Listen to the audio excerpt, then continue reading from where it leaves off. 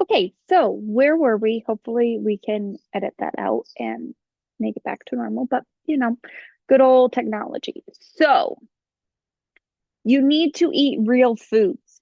Um, if you've listened to my podcast a couple weeks ago, I actually got fired up with people promoting these companies where you just need to eat a bar, you just need to make a shake, you just need to drink this powder. But the people are not eating real food. Your body needs food. Food is fuel. Fuel is what's going to give you energy to function each day. Food is the fuel that's going to make energy for your body to do all the processes that it does, make blood, heal wounds, clean out your brain, detox the body, have bowel movements each day, have a healthy immune system, allow your adrenals to function properly, allow you to build muscle. Your body needs fuel for all these things to happen. So if we're not fueling your body properly, you're not going to have energy each day to do things. Okay, so like I said, I made it pretty easy. You need to have a protein, a fat, and a carb at each meal. Sounds pretty easy, right? How can you have a protein, a fat, and a carb at each meal? Let's talk about it. Some examples for breakfast. So if you have eggs, eggs are your protein. Throw some cheese in there. Cheese is your fat. Carbohydrates. Maybe you want to mix some veggies in with your eggs, or maybe you want to have like toast on the side. Protein for your eggs, fat for your cheese. Carbs are either veggies mixed in or toast on the side. Check, check, check. Easy, right? Maybe you're like, I'm not really an egg person for breakfast. Okay. How about we have some sausage patties, protein? How about we have, I'm trying to think of some avocado on your toast. So protein is your sausage, avocado is your fat, toast is your carb. Protein, fat, carb. Maybe you want to have yogurt for breakfast.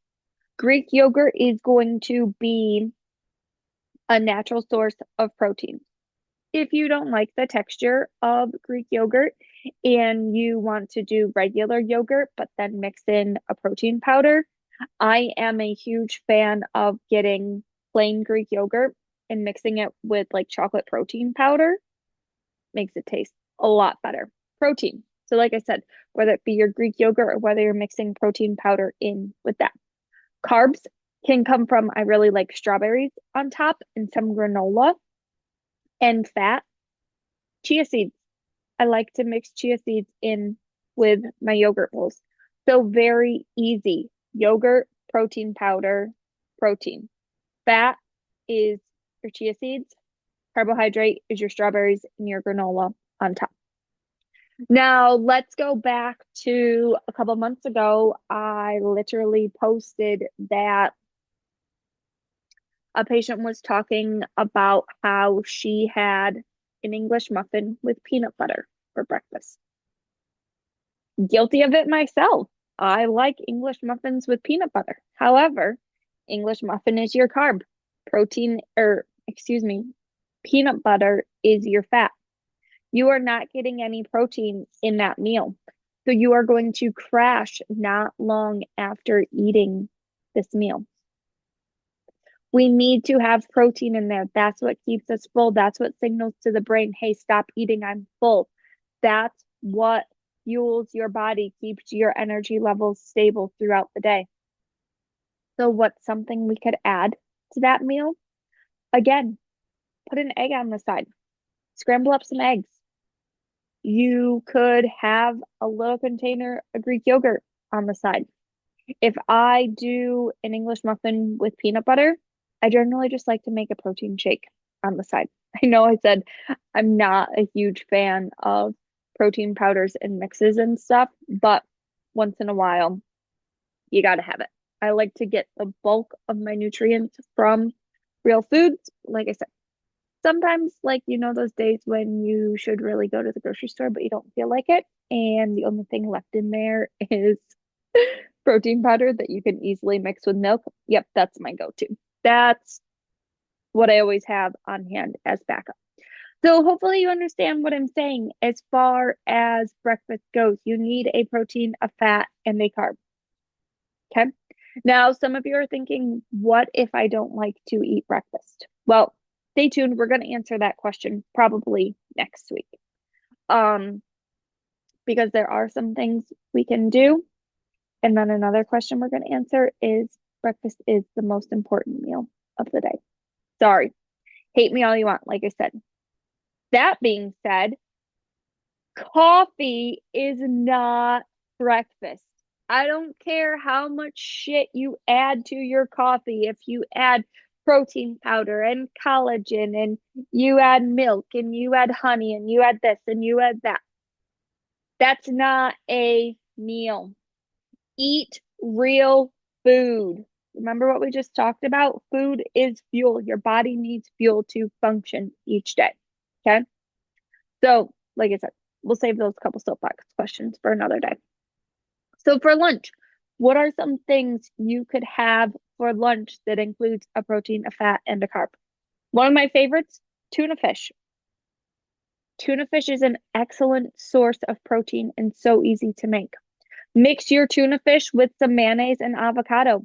Both of those are excellent sources of fat. Now we just need a carbohydrate to go with it. Again, so are you having crackers with it? Are you having it on bread? Do you want to have a vegetable with it? Maybe like some cucumber or pepper slices. All of those are excellent choices for having a protein, a fat, and a carb for lunch. Okay. So like I said, tuna, that's one of my go-tos. Oh, let's see here, because people like to have salads for lunch. Okay, guys, you have your betta lettuce, you have your betta greens, your romaine, your iceberg, whatever the heck you put on the bottom of your salad. Carbohydrate. Okay. So maybe you like adding cucumbers and tomatoes and peppers and onions and whatever other vegetables to the top of your salad. Those are more carbohydrates. So yeah, you're doing great. You're getting in lots of veggies, lots of nutrients there, but those are all carbohydrates. That is why if we do not have the proper toppings on our salad, you're going to be hungry in not very long.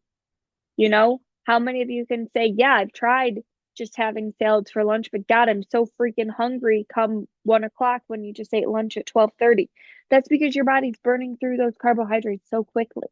So, okay, like we talked about, put whatever vegetables you want on the bottom of your salad. Great. Then what are you going to have for a protein source? On top, do you want chicken? Do you want eggs? Do you want some deli meat? Do you want bacon?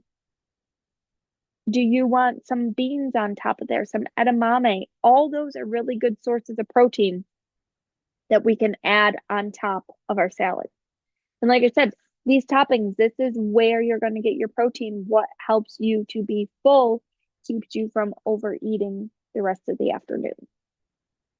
And then fats for salads. Like we talked about with breakfast, cheese is an excellent source of fat. Avocado is an excellent source of fat.